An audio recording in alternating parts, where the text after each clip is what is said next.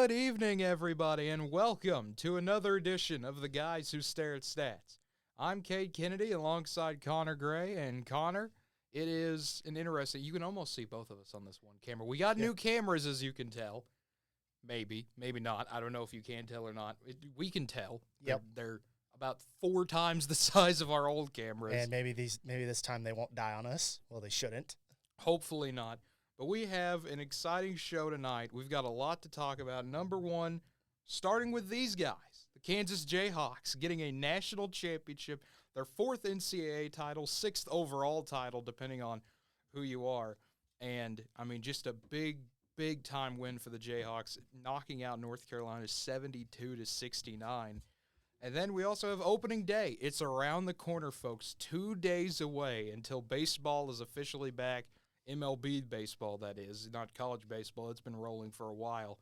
And then the NBA, the Lakers and the Spurs, and the battle for the 10 seed. That's not a sentence I expected to say this year. No, I don't think any anyone time. did. But LeBron James and company, I mean, that has just been the ultimate struggle bus. And it's a fun time. We'll talk about it, just the wackiness of the NBA. We might talk a little NHL as well. It's just been a crazy week, Connor. It really has. Oh, most definitely. Obviously, capping the week, starting the week off with a big national title game, which resulted obviously in a big comeback by Kansas. Then obviously you got, like you said, opening day coming up, which we expected it to be here much more sooner than it is, but we're just glad it's finally here. So we get to see our favorite Major League Baseball teams hit off the ground running. And then we also have some more news that, I mean, just an hour and a half before we go on the air today. Bob Bowlesby, the Big 12 commissioner, going to resign some point in the year. We'll get to that. We'll talk about that a little bit. Of course, I'm biased a little bit in my opinion about him. I don't know about you, Connor, but we'll get to that in a little bit. But let's get into it. First topic to discuss, it is the battle that we saw last night, North Carolina and Kansas. Kansas getting the 72-69 win. Just a monumental win for the Jayhawks. And I know we both thought Kansas would win this game, but I don't think anyone thought this is how they would win the game, with a 16-point comeback in the second half and rallying all the way and just playing phenomenal defense. That part I did expect, but I didn't expect the other parts. No, I think the problem we had to deal with was that no one expected Kansas to just get – like Kansas started the game off pretty much doing what they should do, like kicking some butt. And then North Carolina chipped away, tied it up. They exchanged leads. Kansas then got up 22-18. Then North Carolina proceeded to score 16-18 unanswered points to put themselves 36-22. Then eventually Kansas was only able to get 3 more points before the half ended. Basically, they went on a almost 6-minute drought of not scoring points, and Tar Heels were able to be up 40-25 at the half. And then when they came back from halftime, everything just drastically – that Kansas team played how they played almost the entire year. They play lights-out defense, pretty much preventing North Carolina from really doing any damage in that first 7 to 8 minutes, and we're able to actually retake the lead. Yeah, I mean, Kansas outscored them 47-29 in that second half. It was just an all-out blitz, like right from the beginning of the second half. Do a little bit of what Shaquille O'Neal, I got to turn the cameras back on here. I got to do what they call a funny. As Shaquille O'Neal says, it's barbecue chicken, folks. That's what it is. They just ate them up. It was ridiculous. That is exactly how that went. But obviously, then the rest of the game basically played out how I think a good amount of us thought the game would have probably ended up being. It was them going back and forth at each other, exchanging leads, and obviously at the end, at the very end, Kansas is up 70-69. Gets a 2-pointer. Yeah, David McCormick, big shot there. And then North Carolina 3 different times shoots threes, misses every single one of them, and then the ball goes out of bounds, Kansas ball. And then Kansas proceeds to proceeded step out of bounds after throwing the ball back in on a throw in, proceeds to step out of bounds almost immediately, and almost like no time came off the clock, and then gave North Carolina a chance to tie the game to send it to overtime. But in the end, North Carolina was unable to sink a shot, and Kansas went on to win their, if you want to say their 6th national title, if you want to count titles that were outside of the NCAA at the time. But they've technically won their 4th national title. Yeah, 4th NCAA title. And their 2nd under Bill Self. Yep. And then at T. Kennedy 60, I knew that Kansas would win. I mean, that doesn't surprise you. You're the local Kansas fan of our community here. It has not surprised me having confidence in your team. And, I mean, a lot of people thought Kansas would win this game. They were a 4-point favorite. There were some – I mean, I've talked to people around the studio where they felt that Kansas would win. If someone told me Kansas by 30 before the game started – I didn't think that would happen. I didn't think that was ever going to happen. But, I mean, I don't know if he was joking with me or not. I think he half was, half wasn't. I think he was probably expecting Kansas to beat them up, but 30, I think, was just a joke. I'm pretty sure it was. But, I mean, then he was like, see, I told you. They spotted him 20 points at halftime. I was like, okay, close enough. Whatever. But, I mean, it was a fun game. I do want to get into the stats a little bit. That is what we do on the show. And, I mean, the main reason North Carolina stayed in this game is this big old number here, 55-35. That was the Tar Heels out rebounding the Jayhawks. North Carolina had 24 offensive rebounds in this game. Baycott just played absolutely insane for the Tars with 15 points, 15 rebounds before rolling his ankle right at the end of the game. Yeah, that was. You hate to see that. That was hard to watch, and I think that was I don't think that was a deciding factor for why North Carolina couldn't get a shot up at the end, but obviously that's just a player you don't want to see go down. Yeah, so you never want to see a great player like that go down. But the other thing on the other end, Kansas holding North Carolina to just 31% shooting and 22% from 3. North Carolina was able to get nothing going in the second half. It was mainly free throws and that offensive rebounding advantage. It's what really had the Tar Heels building up that bid lead, but once Kansas evened that out, it was over. If North Carolina had the same amount, like you probably cut that by 20 on their rebounds, Kansas probably would have beaten them by at least 15. But the fact that North Carolina was able to get as many rebounds as they did, it was like Kansas in that first half was just out of position on trying to get rebounds, whether offense or defensively. Mainly defensively, they could not really get position to where they needed to. McCormick was being blocked out very well for the most part, but obviously Kansas, their shooting just really helped them, especially that second half where they just could not be stopped. Yeah, I mean, Kansas shooting 35% from 3, 44% from the field. Only 9 turnovers for the Jayhawks was another thing. And that's the thing is, like, in that first half, they turned the ball over a lot, but then, like, maybe like 6-7 times in that first half. That was enough to – but the fact they barely turned the ball over at all in that second half really shows just how disciplined they can play. And that really shows that they were just an overall better team. And I think North Carolina, because they don't have their bench isn't very good. So that's what I think hurt them. Well, as Kansas went 9 players at least got in the game. North Carolina only played 7. Yeah, so that's been the one thing with North Carolina this entire tournament run. Usually those 5 guys who start are out there the entire game, if not most of it. I mean, R.J. Davis played 40 minutes. Emmanuel Baycott, 38 minutes. Brady Manick, 36 minutes. Caleb Love, 36 minutes. The only person that did not play 35 or more was Leaky Black, who only played 30. That's still 3/4 of the game. That's still 3/4 of the game. And then Puff Johnson with 18 minutes, and then McCoy as well with 2. And, I mean, there's not a lot of minutes that you're going to see. And this is going to be interesting to see for Carolina next year is, you know, how many people do you bring back and do you run that system again? I mean, it worked, but it creates problems if you don't have the depth. I think their depth is what, in my opinion, even though overall as a team, like obviously looking at their shooting statistics, they did not shoot the ball very well at all. Like, Love shot the ball 24 times and only made 5 field goals. And he only shot 1 for 8 for 3. Brady Manick shot 3 for 6 from 3, but he only had 4. He only shot the ball 8 times. Then R.J. Davis shot 17 and was only 5 for 17. And then Baycott, is that how you say his name? Yeah, Baycott. went 3 for 13. I mean, the team as a whole went 23 for 73. You can't do that, especially against a team like Kansas, who can easily come back from that. And Kansas only shot the ball 7 less times, but made 29 out of 66, and that really helped them out. And they only went to the line 14 times, while as Carolina, almost half their points came from the line in the first half. Yeah, and the other thing about Kansas that I think is they played a little bit smarter, I guess you could say. R.J. Davis and Caleb Love, they're known for making shots, and this is something we talked about way back when March Madness first got going, was Caleb Love's going to shoot the ball. Mm-hmm. He's either going to have a really good day, and you're going to say, okay, keep feeding him the ball, or he's going to have a really bad day, and you're going to watch him keep getting fed the ball. And that's finally what happened, going 5 for 24 and 1 for 8 from 3, including a look to win the game that just did not even hit rim. Nope.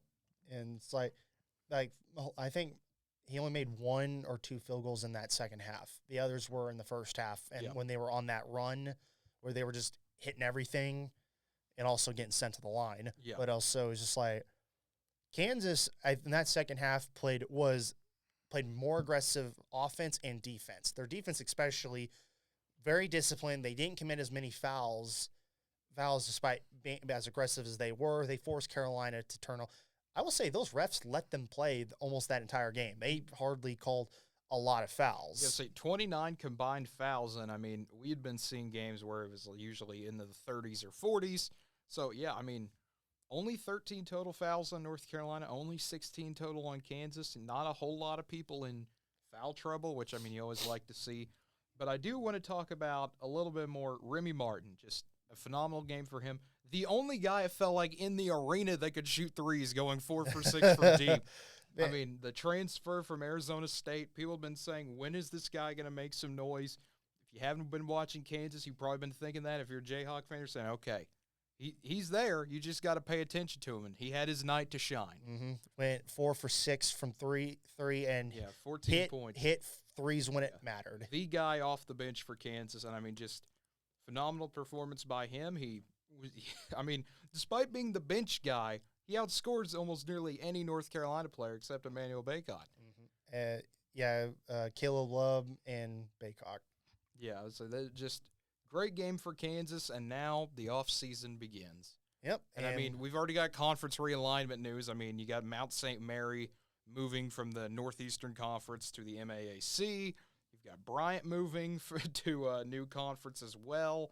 You've got all sorts of realignment going on. D2 schools getting ready to move up in the Northeast. Mm-hmm. Realignment never sleeps, people. Nope. It never stops. Will always happen till the end of time. But I want to move to kind of more of the breaking story. Bob Bowlesby, keeping it in the Big 12 a little bit here. Bob Bowlesby will step away from his role as the commissioner later this year. He's been the commissioner of the Big 12 for about 10 years now, ever since 2012, ever since really TCU and West Virginia joined the conference. I kind of want to get your thoughts on him, because I have my thoughts about what I think he did right and what I think he did wrong. But like one of his I think obviously one of his biggest ones that he messed up on was co-championing Baylor and TCU. Like they for some reason decided to co-champ both of them, despite the fact the whole idea of a 10 team conference with no conference title was that you played everyone once, and whoever had the best record was the champion. And TCU and Baylor had a head-to-head, but Baylor had it over TCU because they beat TCU early in the year. And if they had a conference championship, TCU would have won that rematch. But the way the circumstances were, it was still a bad move because as a result, it showed you were trying to get both teams in to the playoff, and that just wasn't going to work. And I think that hurt TCU more than anything because TCU was originally 4, and then after getting co-champion, they got moved to 6, which really made no sense. Yeah, I would say the whole Baylor, TCU, why can't we all be friends, everyone wins, they're going to be co-champions, that never made any sense. To me, I think if they would have had a championship game, I think TCU was the better team. But I think Baylor should have been given the title because Baylor, they won the head-to-head. Yeah, Baylor had the head-to-head. They should have been. Yeah. They were the conference champion. Yes, champion, and you award them justifiably. They did the same thing in 2012, Bowlesby's first year, where Oklahoma and Kansas State tied for first in the Big 12, and they technically awarded them co-champions. No OU fan I know claims that. We got beat by Kansas State. I saw it with my own eyes. And didn't Colin Klein played a lot better than Blake Bell that day. And didn't Bob Stoots just not said no to that? I'm pretty sure Bob denied. They said, well, how do you feel about it? And he's just like, no, he didn't win. I don't think OU claims it at all. No, it's like that. I think that's the one conference championship they refused to claim because we did not win that. So K-State was the outright Big 12 champion. Yeah. So thankfully, the 2014 decision finally got the ball rolling on bringing a conference championship which game back. I'm glad they did. I feel like that should have been a no-brainer to do it in the first place, but I think because the idea around the time was that if you didn't have 12 teams, because obviously you didn't have divisions set up, you just didn't have a championship game. Because there were other conferences that just did not have a conference championship, because they didn't have over 12 teams. I mean, the Big Ten did not have a championship game forever. They were the only conference that if you were the regular season champion, you were the champion. Yep. And then, Bowlesby was the head guy welcoming in West Virginia and TCU, and then he was also the guy that saw Oklahoma and Texas leave, but then brought in BYU, UCF, Cincinnati, and Houston. Which was a smart move. It was the only move I think they could make. There were others. If you sat there and did nothing. Well, of course, it's obviously with the move, Texas and OU leaving, which was obviously to many was like, oh, I see how it is. So they obviously brought teams in, like you're supposed to do that. Plus, obviously with the Big 12 still having the Power 5 status, teams are still going to want to come in. Yeah. So, and obviously they have better. The Big 12 has better TV contracts. They have better, obviously overall better prestige as a conference with the amount of teams, especially how good many of them are doing. Mm-hmm. So obviously you bring in BYU, who is a brand and is obviously a very big major, was one of probably the second biggest independent behind Notre Dame, obviously. Yeah. But basically BYU, big, well-known, the only largest Mormon school in the country. You bring them in, which is a smart thing. UCF, you open up the Florida market. And obviously they're in Orlando, so that's already a big area anyways. Cincinnati, great group of five, probably arguably one of the best group of five programs in a long time. And let's say in the last 20 years, they've been really good. And obviously this last year was their best year they've ever had.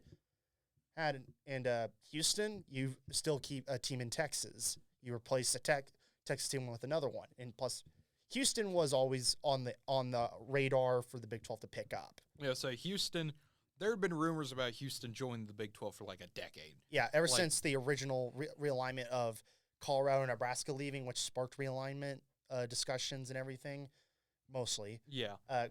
Re-sparked it because there was obviously I always stuff remember before that. the main people were BYU, Houston, UCF, Memphis, USF, Boise State. Insert a random other team that's hot right now here. Cincinnati, Louisville at one point in time, I remember was a Louisville at one time. Cincinnati wasn't as much on people's radar because obviously they weren't the most overwhelming power team, despite the fact they were always consistently good. My favorite one was always people who are like, we should add Arkansas. And I was like, dude, we're not going to get we should offer them anyways. I was like, no, that'd be awesome, but they're in the SEC. They don't want to. They're not going to leave. Yeah, I was saying that'd be funny. It wouldn't happen, but Mike and Perkins, TCU beat Iowa State 55-3 and got moved down from 3 to 6 in the polls. Yeah, it was the combination of that happening and then Ohio State absolutely destroying Wisconsin the next week in the conference championship stuff. That did not help whatsoever. And then my opinion on Bowlesby is he represents a kind of weird era for the Big 12 where the kind of second era, I guess you could say, the big creation and the 12 teams were gone. Texas A&M was gone, Colorado, Missouri, Nebraska. And then you get TCU and West Virginia, and you kind of had this almost hodgepodge of a conference where there were still remnants of the Big Eight, there were still remnants of the Southwest. Then there's West Virginia. They're just kind of there, just kind of all out by themselves, and they're just kind of like, well, we're here now, I guess. And I will say with the addition of UCF and Cincinnati, that I'd say for travel purposes, that they'll have helps more them. partners, and that will help. And BYU is used to being out there by themselves, so they don't have a problem with it. I will say the idea is, like, obviously you want to keep as much as the original Big 8 or even Big 12 members together, but it's basically to the point where it's like you gotta bring in new blood at this point. You're obviously to salvage your conference. Yeah. The thing I didn't like about Bowlesby personally, I didn't like the trying to do co-champions thing. I felt that was ridiculous. 2012, everyone wasn't really a problem because OU just straight up declined it, and Kansas State won. That's just what happened. But 2014, I think, was a big blunder that he had. Well, it's because you had two teams that were in the top 6. Yeah. At 6, but I think by doing so, by making them co-champions, people saw right through that facade of you trying to get two teams in, despite the fact that was not going to happen. Yeah, so immediately people are like, this is just a ploy from the Big 12 to try to get two So teams. I think to counter that, the committee was like, no. Yeah. Where, by the way, TCU, who actually probably would have again, no. Despite the fact it still made more sense to put TCU than Ohio State, but Ohio State went on to win the national title, so you can't really. Ohio State had a quality win, while TCU did nothing that week at least. Yeah. I mean, you beat up Wisconsin, so yeah. Yeah, Ohio State they had the quality win. Any win is better than nothing, and unfortunately that's what happened there. The thing that I never really understood is the whole Fox Big Noon debacle, which as an OU fan annoyed me a lot, where there was a time where OU usually was 2:30 or 7 o'clock. They were treated with higher priority in the TV slots, and we always used that. It was a big deal, tourism to Norman. You would get bigger recruit visits and things like that. And then I believe it was 2019 where they had 7 games in a row that started at 11 a.m. Like, I can understand Oklahoma State plays a big game, they get priority. I understand Texas plays a big game, they get shifted later in the day. I understand OU UTEP being at 11 a.m. I understand that. But when it's like a top 20 matchup between OU and West Virginia, and it's 11 a.m. on FS1 sometimes, to me that makes no sense. And the Big 12's answer was, well, you shouldn't have signed the contract in 2012. What? Okay, if that being the actual spot, the thing is that they wrote themselves into contracts. Plus, the Big 12 during a good period of time just did not have any form of ground to stand on in regards to TV contracts. They were just trying to get deals where they could. Yes. And sadly they took, in my opinion, they took some bad deals by having some of their game. Like, obviously you got to have it. Obviously some of your worst games are going to be televised on FS1. There's no ifs, ands, or about that. But when Kansas has more primetime games than Oklahoma does in a year where OU's trying to make the playoffs and Kansas is trying to win 2 games, to me there's a problem there. Like Oklahoma State, Kansas, primetime game. OU, Kansas, 11 a.m. It was just like, what? I don't understand. That's one thing I think I've always noticed. They always, like, OU, every time they play Kansas, it's always 11 o'clock or 2:30. The only time OU I ever saw them get night games is when Fox would put it up against the Alabama LSU CBS game, because they wanted to try to not get totally dominated in viewership that night. Or the time they put TCU Kansas at 7:30 at night on Fox because they wanted to go up against Ohio State, Michigan State on ABC. It's like, I'm sorry, I hate to burst their bubble, but that Ohio State's game is going to get more viewership. Where the only time they will ever use OU in that regard is, we have to wait because the World Series takes priority, and I understand that. Yeah, but the NLCS should not take priority over a top 10 matchup. Well, it does because it brings in more. Brings in more viewership. Like, I understand that it's an important game, but that's why 3 o'clock exists, especially for an East Coast game. When it's because those championship series games are always prime time. I know. That's just how it's always is. FS1 exists. That's all I'm saying. But instead, FS1's airing like horse racing. Well, of course. For some reason. Of course. I don't know. I don't understand Fox's scheduling at all. That was another reason that irritated a lot of OU fans. Well, I will say Fox is trying to, I guess it seems like as of last year, have gotten their stuff together in regards to football. They're trying to get better about it, but I know they're still not there entirely, but they're better at it and this last season. That's what led to this year, where Oklahoma and Nebraska were doing the 50th anniversary of the game of the century. This game holds a lot of significance to OU and Nebraska fans, not as much nationally, I can understand, and especially not a lot to younger people who've never seen Nebraska be relevant ever and have seen Oklahoma as the team that's usually good. That's about it. I understand it doesn't hold a lot of relevance to them, but to pretty much OU and Nebraska both put together a plan to have the game at 2:30 or 7, where, we understand if we don't get a 7 o'clock game, but can we at least have 2:30? We want to do this entire giant event where we honor these people who played one of the biggest football games of all time. But obviously, many other factors went into it. Was that they locked up TV slots for taking priority over that game, and plus the issue is with Nebraska not being a good, at least didn't start off very good season. I mean, you lost didn't they lose their first game? They lost to Illinois. That's what I think hurt them, was because. But this year, I would almost guarantee ABC will have the game, and they'll put it at 7 o'clock in Lincoln for OU Nebraska. Yeah, I almost guarantee that, which makes no sense. That OU gets stuck with an 11 a.m. game when they're hosting, and they have to red-eye flight recruits in at 2 a.m., while Nebraska gets to have the big spectacle show on ABC prime time. Either play it both ways or do something else. That's why it was like, I can understand not playing 7. We'll find out whenever the game gets here what time they'll actually have the game at, because obviously everything is based on like a week or two ahead. Yeah. Well, so that way they can fill up slots where they need to. But the thing was, Fox did not have a big game at noon that they would have liked to do. So obviously they wanted the OU Nebraska game because that was the only big relevant game that has any form of historical importance. But ESPN already had their stuff filled up. CBS definitely wasn't ever going to show it. So basically it was stuck in a rock and a hard place. I know, and that's the thing that irritates me is, like, you can for 1 week move Big Noon around. I've seen them do it before. They've done it before. Big Noon to 2:30. It's like they've done it at 2:30s, but the fact that they didn't want to do that is like there's nothing wrong with having a game, moving your Big Noon to 2:30, and just replace it with a game that no one really is going to care as much about. Like it's usually the 11 a.m. games are not always the big bangers of the day. Those are always slated for the afternoon to evening games. Yeah.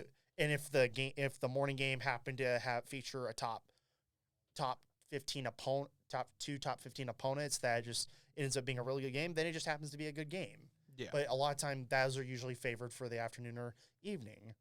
Yeah, and that's the thing that just irritated me a bunch, and irritated a lot of OU fans is I understand that it irritated you, but obviously just kind of looking at it from a business perspective, that was just going to happen. And it also just doesn't help that, like I said before, Nebraska just wasn't that great. But the thing is they aired nothing that night except baseball, and Mike and Perkins, Stony Brook is true. Stony Brook is a big time opponent. Maybe OU should do that. Maybe we should just play Stony Brook and somehow get a 2:30 game. I don't know. But the thing that made no sense to me is USC Washington State was the game after on Fox. I understand that game, you don't start at 9:30. I understand you don't do a 9:30 a.m. kickoff on the West Coast. You want to know what they aired that night? Nothing. They aired nothing. You could have went head-to-head with Auburn, Penn State with another big-time game. That would have pulled some viewership. It would have pulled some viewership away from a whiteout game, which, I mean, if I'm Fox, I want to compete. I want to go head-to-head and say, look, we have 2 name brands, and we're going to go head-to-head with a whiteout game and see if we can win one of these for once. Which, I mean, that's always one of ESPN's big hyped-up weekends.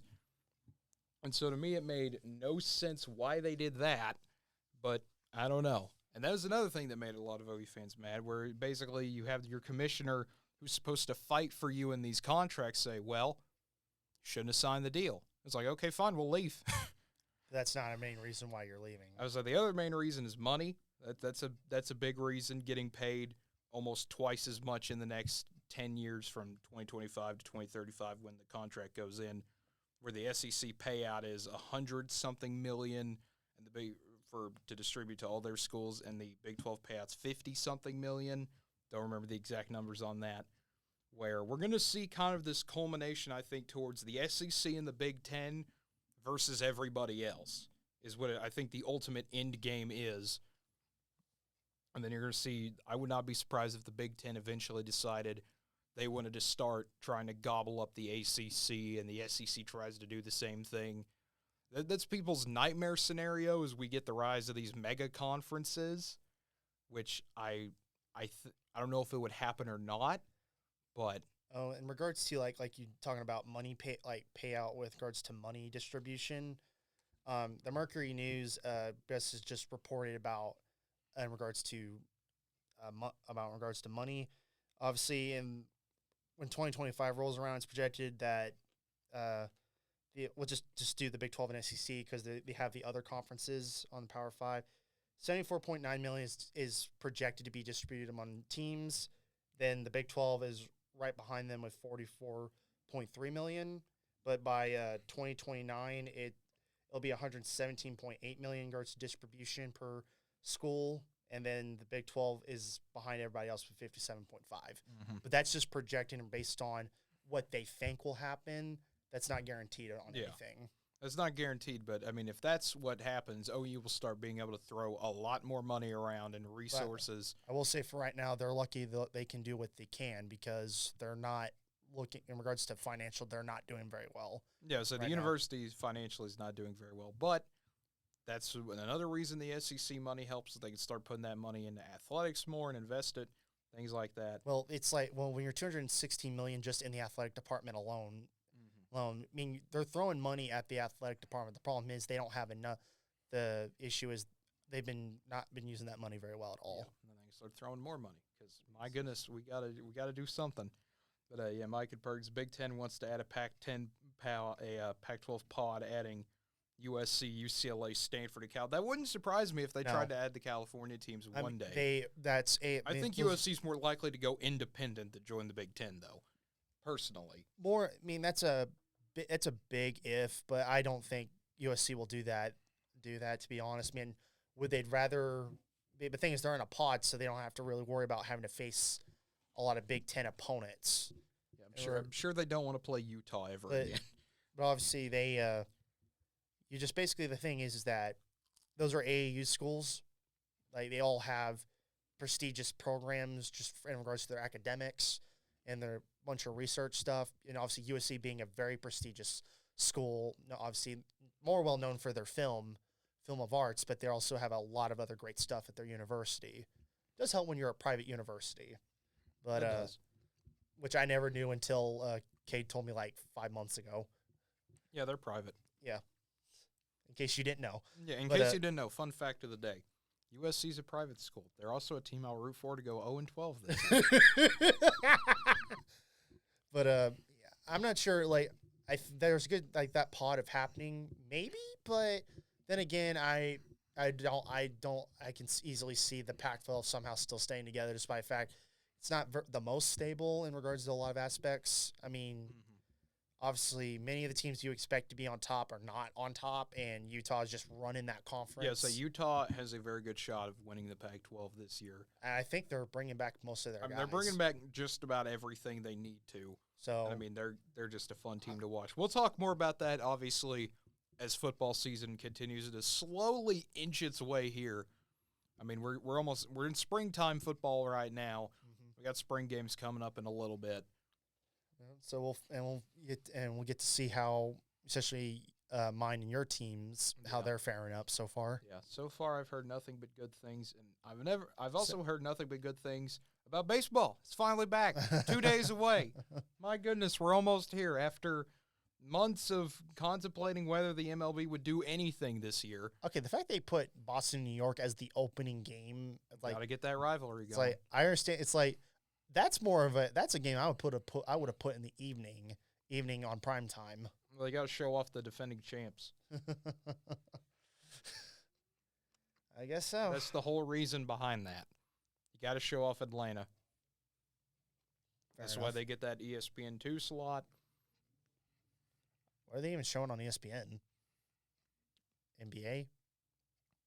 That's a good question. It's like, cause it's like I don't actually. You think with know. baseball coming back, they would have been trying to get a game at least on ESPN, on regular ESPN, but whatever.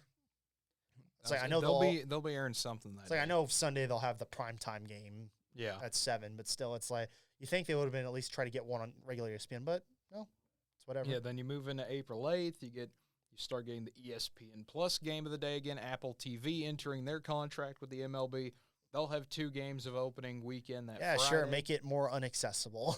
Hey, it's okay. Just buy an iPhone. You get a free year of Apple TV. Just spend $1,000. No. Then maybe get some good content. Yeah, then FS1 gets their first game in April 9th. And, of course, they get Boston and the Yankees. What a shocker. That's the first game. What a shocker. And then if you really love home runs, Dodgers go to Coors Field to play the Rockies on ESPN+. But I will say for obviously, these other games are going to be on your – is he wanting in? Yeah, I was like, I guess JD's finally here, so if we can get that door opened for him. There we go. I was like, okay, now JD finally joining the show here today. JD, welcome aboard. Oh, all right then. Well, we'll be glad to have you for those 30 minutes. Yeah, we'll be glad to have you in here for the 30 minutes we can have you. But we're just talking about MLB opening day, just 2 days away. Should be a fun time. I guess. I don't watch too much baseball, so we'll see how it goes. Yeah, I would say baseball, it's a bit interesting with some people like it, some people don't. The kind of divide, I guess you could say, keeps getting bigger and bigger every single year. 100%. They make the most money out of every sport. Well, they do. They also don't have a salary cap, which is a bit different from your other professional sports. You're joking.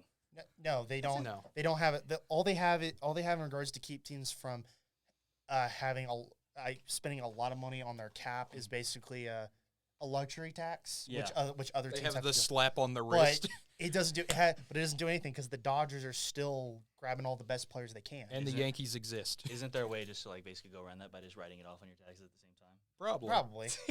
So the whole idea is the reason why they don't do that is that way the big market teams can still spend as much money as they want on whoever, while obviously the smaller markets basically have to rely on the farm system. Yeah. That there's no way ifs around about it. That's the reason why Oakland can't keep a lot of great players is because they have to go back after every 4-year cycle. They got to go back to the farm and basically have to deal with not having a great year. That's why Cincinnati is Cincinnati, and they decide to rebuild after nearly winning the division this year.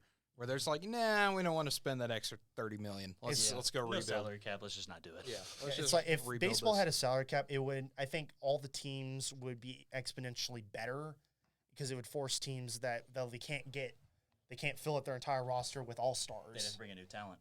You have to bring in new talent. You also have to actually work harder to actually get stuff, and your picks have to matter. Yeah, I do want to thank everyone for tuning in. If you like what you're hearing so far, feel free to give us a follow here on NWTV7 here on Twitch. You can subscribe to our YouTube channel as well, see more videos. Every once in a while, you'll get a sports video. You never know what might pop up on that feed. Yep. You can also Dad. You can also follow us on Facebook, Twitter, Instagram, or even TikTok. We do have a TikTok now for NWTV7. You can see updates of our newscast that we do. Hey, you two can laugh about it all you want. I'm not in charge of it. I don't care. We actually have a TikTok? We actually have a TikTok. You can follow it at NWTV7 on TikTok. That's a true thing. Alrighty then. I'm just here to promote it. I'm not saying anything else. Fair enough, but still, no comment. You got it. Yeah, but you two can no comment at all you want. Yeah, I'll comment and say definitely no comment. Yeah, I think we pretty much all agree the luxury tax is a joke. Yes, no one likes the luxury tax. Obviously, big market teams don't like it, but the thing is, they're not depending on how much money the collective of ownership is willing to work with. They're like, the Dodgers are basically like, we don't care. We're gonna keep trying to win World Series. We're gonna keep trying to win championships, and they've and ever since like 2015, 2016, they've consistently have almost hit the luxury tax every time. And I think last year they went over, and there's like, we don't care, we're gonna take the hit. Wow. There's a reason why they won that's how they were able to win their get the World Series during the COVID year. There you go. That is the way it is sometimes. Now, JD, I want to get you caught up to speed a little bit. We were talking a few moments ago, Bob Bowlesby, the commissioner of the Big 12, going to step down later this year after a decade of service as the commissioner. obviously he's an Oklahoma fan. I'm not the biggest fan of him in the world for some of the things he said and done, but I want to get your opinion on this since I know Connor and I talked about it a little bit. I want to get your opinion on Bob Bowlesby. I know we talked about some of the fun decisions like the split decision on who won the conference title in 2014 with Baylor and TCU. And the one in 2012. And the one in 2012 with K-State and OU Oklahoma no, we're not taking it. didn't mean anything. And then, I mean, you've got he was in charge of Texas and Oklahoma leaving, and at least in my opinion, with the TV contracts and stuff like that, and pretty much not fighting for Oklahoma, in my opinion. It's like he didn't really fight for Texas either. So. I know. He should have fought for either. He didn't want to fight for him. Honestly, at that point, you can't fight OU. They're too. He didn't want to fight for him, though. He just told him, you shouldn't have signed a deal 7 years ago. Yeah. It was just like, come on. Well, it's like, when you sign those contracts, you didn't expect some of the circumstances to happen. Yes, and that's why the Big 12 should have said, wait, no, hold up. Wait a minute. It's the Big 12, man. You really think they're gonna stop it? Come on. No, I mean, they don't care. At least try. That's all I ask for. They put no effort in. Instead, they just put the blame back. The idea is that now if you're obviously with the Big 12, people that I've looked at in regards to like whether just on the Big 12 fan page or OSU people in general, I don't think anyone really knows much about him in regards to they're thinking, it was the sole reason why we're going to get rid of Tech. It's like no, there was a lot of different reasons, but also it's like I don't know much. The only thing is I knew him for was some of the really bad decision in regards to the split and what Cade said, not really fighting for any team on Big 12 on regards to, in the Big 12 on trying to get better TV slots, but it was just like basically the whole thing is he took what he could get with the Big 12, but it was also just like the thing, like you can make an argument that probably like 15, 16, 17, the Big 12 was not necessarily in the best place in regards to football. I mean, OU, yes, was doing great, but the conference as a whole wasn't great. So, and everyone just looked at the Big 12 as a joke because, you'd have got no defense despite the fact the spread was almost Conference unbeatable. was great. Kansas beat Texas. Well, that's I don't know what just you're as talking a standard about. for a few years, honestly. Football is just ever-changing, man. You got to think. Every year they say, the SEC, they're the powerhouse. Well, there's two teams in there that are powerhouses. Georgia, Bama. It's like Georgia, Bama and Georgia are the sole reason why. Florida gave up 52 to powerhouse Samford, and that deserves some. Florida lost to OU, and Florida had negotially their second best team of all time. Yes, like it was great. Really? And then they said they didn't try, which was wonderful. Yeah, they didn't try. Come on, You didn't try in a bowl game. They didn't try, which is why their Heisman candidate threw 3 picks. Yeah, exactly right in the first quarter. In the first quarter, I laughed. The only reason they didn't have it, I will admit, losing Kyle Pitts for that game was kind of a big deal. He is the most athletic, like, slot receiving tight end I've ever seen in my life. At least for Florida. I take that back to Aaron Hernandez at one point, but we're not going to talk about that. No, we don't talk about that. Yeah, no, we can't. Mm-hmm. But, no, he's one of the most athletic guys you see on the field, like, ever for that team. But you got to think. But obviously, so basically now, obviously, if you're in, obviously, like BYU, UCF, Cincinnati, and Houston, and coming into a better spot. Whoever's left of the Big 12, you got to hope that you can negotiate better contracts and get out of the bad ESPN Plus stuff that you've been dealing with. Because you've had big game, like top 25 matchups that got relegated to ESPN Plus, like Oklahoma State and K-State when K-State just jumped into the top 25 this last season. That game got moved to ESPN Plus. It was like that one didn't make any. That made no sense because it was like that game could have got at least a good amount of viewership on regular ESPN or even ESPN2. Well, even ESPN3. Or any of them. Or ESPN. It doesn't matter. ESPNU, or heck, you could probably get a better Fox one. But dude, as long as you didn't go to TBS and Fox should have taken the rights to those two, honestly, to those games. They should have given it to them because they are so much better by getting their stuff out there. But I'm also really curious in the discussion of TV contracts. What do you think CBS is going to do? Nothing. The rumor I keep seeing is that CBS is either they're going to do one of two things once they lose the SEC deal. They're going to do absolutely nothing, which is is more than likely what they're going to do, and they're going to focus more just on pro sports. 90% chance that's going to happen. Well, that's big. I will say that hurt for Brad Nessler, and that's going to hurt him because he went there because he was going to got that primetime spot for college football, and he's a college football guy. The fact that now it's like now he doesn't have a game to work with. And the other rumor is because I believe the Big Ten deal is coming up pretty soon.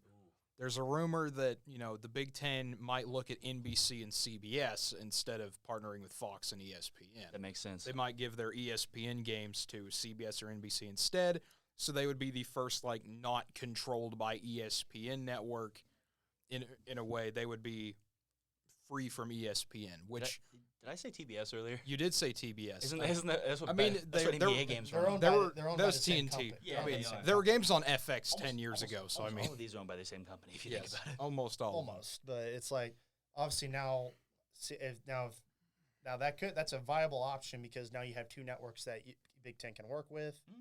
But obviously, NBC will still give home game priority to Notre Dame. Yeah, because obviously they have the long-term contract they're in. Yeah, but now that leaves Fox open for another conference. So I always said that I thought the Big Ten would still probably renew a contract with Fox. Yeah, Fox, especially with, I think Fox has done a great job this last season in regards to just their version of game day, plus the way they manage the games. Though I really wish they didn't do the big noon stuff because I like my primetime games, not OU in Texas being at 11 o'clock. That's understandable. That's the only one that's understandable. Gosh, that is the worst game to go to that early, by far. I'd rather do that than Fair Park at night. That's all I'd say. Oh yeah, I'd rather be there than getting stabbed after the game in the parking lot. KC Dodgers, baby. That's what I know. We love it. I mean, I've seen that game played at 2:30. OU Texas at 2:30 is terrible. It's also terrible. I think it's worse. Yes. Than 11 o'clock. Just the 11 o'clock is bad because everyone's going to work at like 8 o'clock. Some people are going to work at 8 o'clock. Yeah. So I have to get on the road by 8 from a hotel that's 15 minutes away to be able to get there in an hour. Yep. And just find a parking spot. And the closer you get, it's like $60 to park, dude. Yep. And they're like, yeah, they sell 30, and then you go inside and grab cash. Like, oh no, I said 60, and then you just leave. Got to get your tickets, bro. I have the ticket. I mean the state fair tickets. That's so Got to get them corny dogs. When you get a ticket to the game. Yep. The ticket to the game has an entrance to the fair. Yes. So that's kind of a good way for them to integrate it, but at the same time, it's just let's go back to talking about this. My bad. Hey, it's okay. I was going to say I could talk about riding the green line from Carrollton on in every single time. That's what we always did. And let me tell you, funniest thing in the world. You get on, it's all OU fans. You get 1 mile outside the stadium, all these Texas fans just phase in on the train out of nowhere. The best part is coming into Dallas, going into the bridges. Everything's stopped, but it's just OU fans lined up. So we've all got our windows down. We're all acting like idiots. Half the people in the back seats they're pretty plastered. Yeah. I'm not because I'm driving, obviously. Obviously. So we went there last time, and it's like, I swear, it's just a 3-mile line of OU and Texas fans. Half of them will get into a fight. Yes. It's hilarious. I've seen that happen before. It is absolutely hilarious. It's fun to watch. These games are awesome, It's fun. I mean, it's what you love about college football. When they go to the SEC, it's going to be, I hope they keep the rivalry going. At least. I would think so. I mean, the game's still going to be played. Yeah. I mean, obviously, in regards to SEC, everyone knows what their contracts are going to be. They're going to obviously do another thing with ESPN when their contracts are up. Mm-hmm. But what do you think's going to? What do you think the Big 12 will do in regards to? I think the idea is that I don't think they'll ever truly get away from ESPN, but they'll definitely try to avoid the ESPN Plus thing that they did because I think that hurt a little more than it actually helped. Well, they're going to have some big pulling power this year with OSU and Baylor coming onto the scene finally. Yeah, I think they're going to have a lot of pull, like TV companies, everybody. I think if they got to find a way to finally create the Big 12 network once OU and Texas get out of there. I think the idea is that they will make a Big 12 network. It's just who do you partner with? Do you partner with Fox or do you partner with ESPN on that? I think you partner with Fox because I think that's overall better. Because I was supposed to say, because you either do the Big 10 network route and you partner with Fox, or you hand your reins to essentially Big 12 now plus. If they make it anyone like the Longhorns network, I swear, dude. Hey, you don't want to watch the 2005 national title game on repeat for 5 years? Like 3 days a week, give or take. It's either that or highlights of Vince Young. Yeah, or hey, remember Kevin Durant? You have to hang on to something. If you're Texas, you got to hang on to something. No, and then they'll take Sunday off and say, we would like to talk about the fact that we've won 30 swimming and diving titles. We're the greatest superpower in swimming and diving. That's something you can be proud of. It's a Division I sport. Like if I could get into it, I'd be like, I'd be proud of it too. But I don't want to hear about it an entire day all Sunday. Also, we beat A&M in 2011. Lol. Remember when we had Colt McCoy? It was great. What do we have now? Remember when we got destroyed by Alabama? That was great too. Didn't they win in 05 with Colt though? I forget. No, that was Vince. Was it Vince? Okay. Colt McCoy came the next year. That's true because they kicked the field goal in the game right before the Natty, right? I can't remember what it was to win it because Colt bet his whole like career on a field goal basically. Yeah, that was Nebraska. It was Nebraska. That was the 1 second left game. Oh my God! With Mac, he won that 1 second. That was on Fox at the time, I think. No, that was ABC. That was ABC. That was Musburger and Herb Street on the call. That was ABC. That's true. Yes, because Big 12 title game used to always be the Saturday night game on ABC. It was awesome. Now it's the 11 a.m. game, and I want to blow my brains. Yeah, and now the ACC gets priority for some reason. I have to wake up before 11 on a Saturday to watch a football game? No, sorry, I can't do it. I don't want to do it, honestly. I was going to say, I don't want to do it. As someone who has had to get out of this town at 5 a.m. to get down to Norman for an 11 a.m. kickoff before, just to see him beat UCLA by 30 and then go home. I watched that game. I was there. It was awesome. Like, as much as I don't like the 11 a.m. game, for me, I didn't have to deal with that because I lived just 10 miles south of Stillwater, I didn't have to worry about it. I've always lived an hour plus away, so it's always, all right, time to get up at 8 a.m. minimum to get there. So, quick question. Y'all talked about North Carolina versus Kansas already, right? Yes, correct. Gosh. Fun game. So good. I was going into half thinking Kansas was going to lose. Yeah, immediately. I think everyone did because down they were just 16. They were getting blown out by 15, and then all of a sudden Kansas, within 6 to 7 minutes, proceeds to just chip away that lead and take over. When it was 7 minutes left in the quarter, like second half, it was not quarter, second half. Yeah, they were tied. Mm-hmm. That was the closest game I've ever seen in my life. To come back down from that much. Kansas is amazing. They're really good. That's insane. You know, they have someone put out a joke and it said Kansas now has 4 national titles. That's almost as much as the 5 level 1 violations they're being accused of. True. Oh, that's correct. It's true. It is true. What are the level 1 violations? I didn't even get it explained to me. It was just like, what is it? Essentially, what it probably was is recruiting. Probably recruiting violations where they either A, paid people pre-NIL era, or they did the shoe deal thing where it's like, hey, this is a guy who works for Adidas. We do shoes or jerseys or whatever apparel. We're going to give you this on your recruiting trip. Yeah. Come here. That counts as a gift. That Even before NIL does, that was just a gift. But they have it. It's not like a gift on the recruiting trip. They do it like weeks later or something like that. There's some weird definition the NCAA uses where it's bad. Because OSU got hit with level 1, but the thing was the Oklahoma State program didn't know anything about this. This was done outside of the program by an assistant coach. Oklahoma State's program at one point, this was bad. So they used to, you know what I'm talking about. You already know. Like for recruiting visits, what they do. Yeah. Yeah, you already know. I'm not even going to say it on here. It's bad. I'm not going to bring it up. My bad, guys. But anyways, but the thing was the assistant coach, I don't know his name, but basically that stuff was done outside of the program. Yes. The Coach Boynton and whoever else did not know. The guys that got punished were still in high school at the time. We were getting punished for stuff that happened and he did this coach did it at South Carolina. Yeah.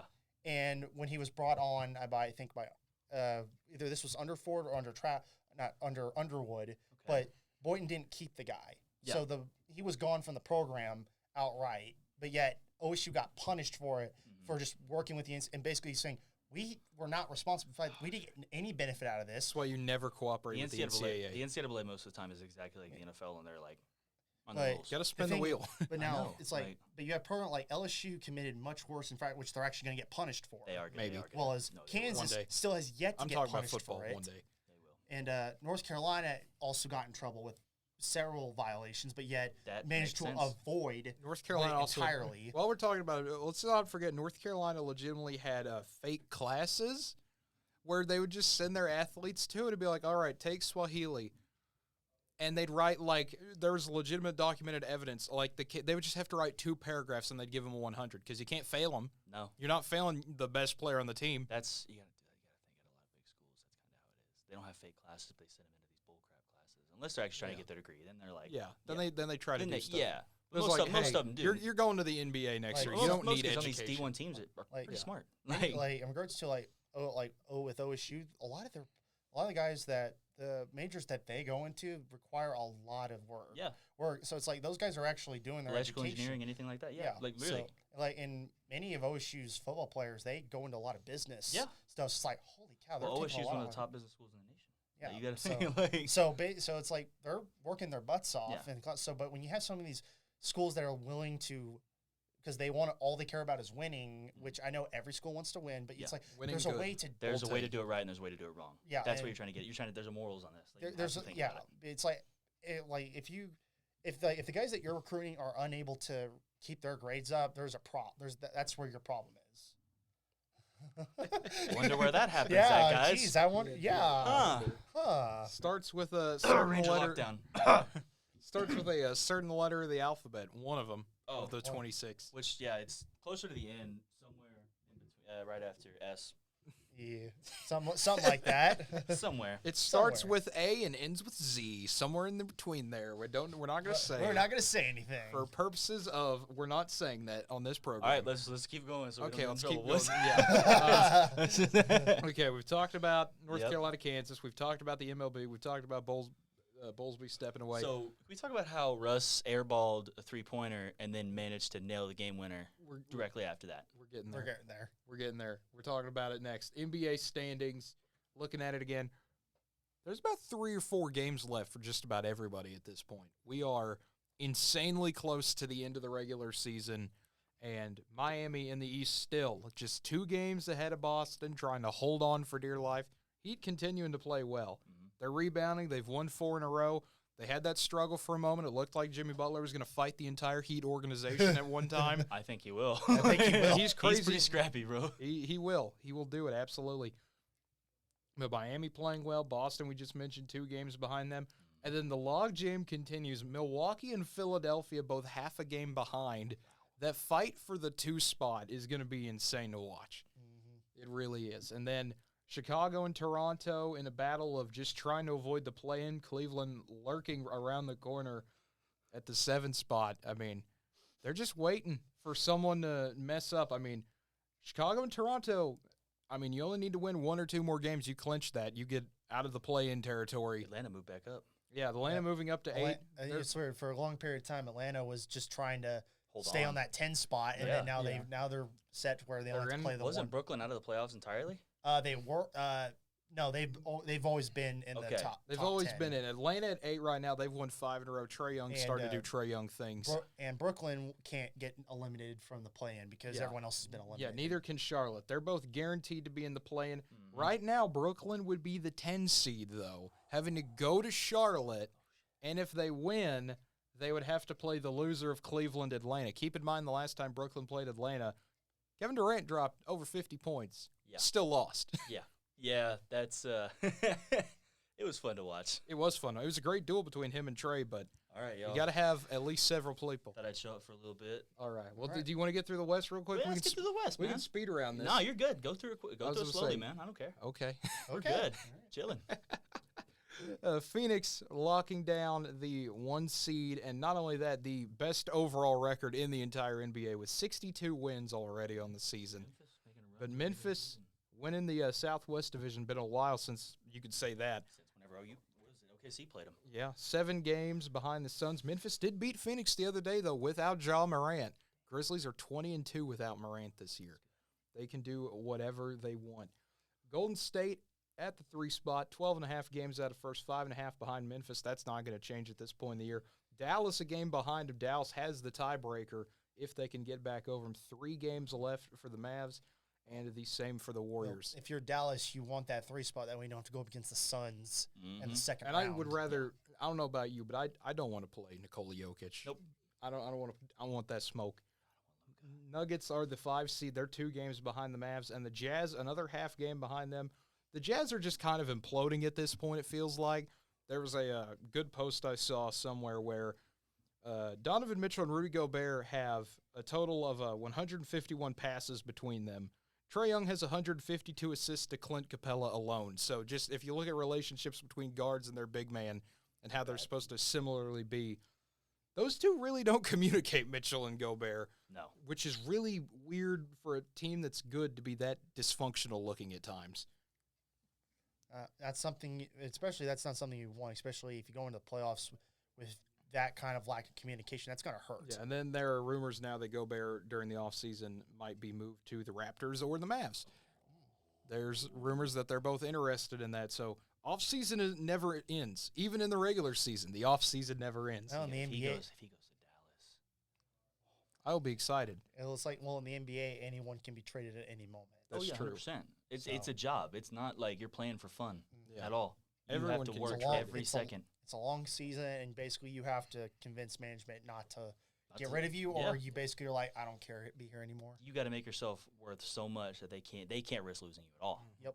And that's exactly what they're trying to do, but I feel like they can leave on their own terms at the same time. That was one thing watching the Last Dance documentary. Obviously, Jerry Krause, basically his idea was that if you were not Michael Jordan, it don't matter how good you were, I can get rid of you if I feel like it. Yeah, no. I mean, Scottie Pippen arguably was the second best player in the league, but yet they obviously weren't they even were like, yeah, you're tradable. And it's like, they'll trade him for a ham sandwich. It's like, dude, this man plays just as well as Michael Jordan, yet you're gonna get rid of him. Want to get rid of him? Wow. Yes. Well, him and Michael work so well together. I think they kind of did that to make him feel like, hey, you need to step it up. Step it up.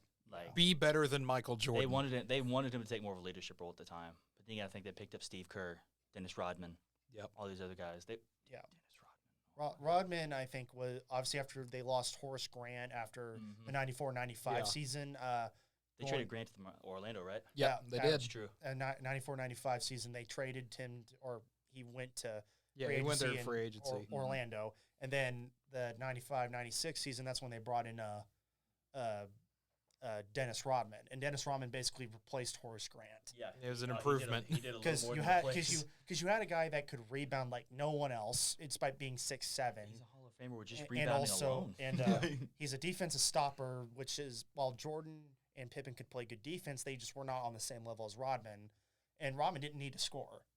I mean, Rodman only averaged 7.8 in his career, and he's a Hall of Famer, which the vast majority of Hall of Famers, and is also is just great defensive. And he went to school at Southeastern. He literally did. He actually, he went to Southeastern Oklahoma State. Yeah, there's photos of him in that old Southeastern jersey. Yeah, my dad actually saw him playing.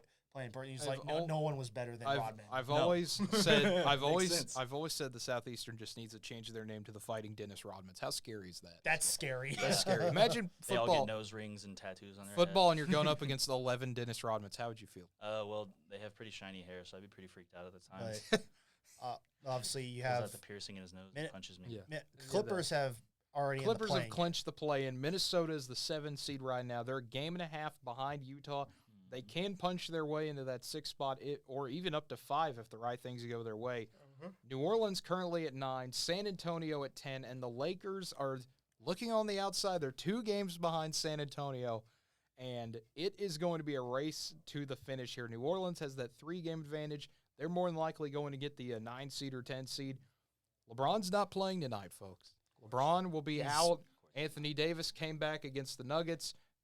Got injured again after being in for about a quarter. He did come back, but the Lakers. Did Kareem apologize to LeBron? He did apologize to LeBron. For what? I don't even know what happened. But tonight, no LeBron going to Phoenix. Yeah, they're 9:30 tonight. 4 games left for the Lakers. You look at it here: Phoenix, Golden State, Oklahoma City, your only home game left, and then at Denver. 3 playoff caliber teams. Do they have?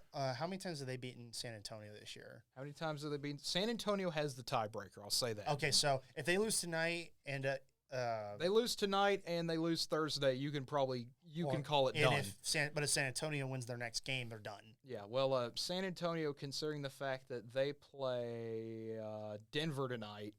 More than likely, not going to happen. Not going to happen, but the fact that Denver, at Minnesota, Golden State, and at Dallas. They could easily lose all those games, but so can the Would Lakers. not surprise me if the Lakers beat the Thunder and it all comes down to that final day just for them to both lose. Why would you say that? How dare you? I'm not a Thunder fan. It doesn't bother me. Yeah, I'm not anymore. When the organization collapsed after 2016, I was kind of so disenfranchised. I was never a big Durant or Westbrook guy anyway, so I was happy to see that whole thing. For a long period of time, I'm basically disenfranchised by the entire NBA. I just never could really enjoy basketball. Yeah. Basketball is great. I still remember whenever they unveiled the sign, whenever they were getting a basketball team in OKC. Yeah. And they pulled out the Thunder logo, and I was like, that's so stupid. And 4 years later, I'm like, wow, they're really good. Yeah. All it took, in their first year, they actually went. If that first year, obviously, didn't go so well. The next year, they make it to the 8th seed, and then from there, they went on to be one of the better teams. 2011 to 2012. All it took was drafting 3 MVPs. So they had.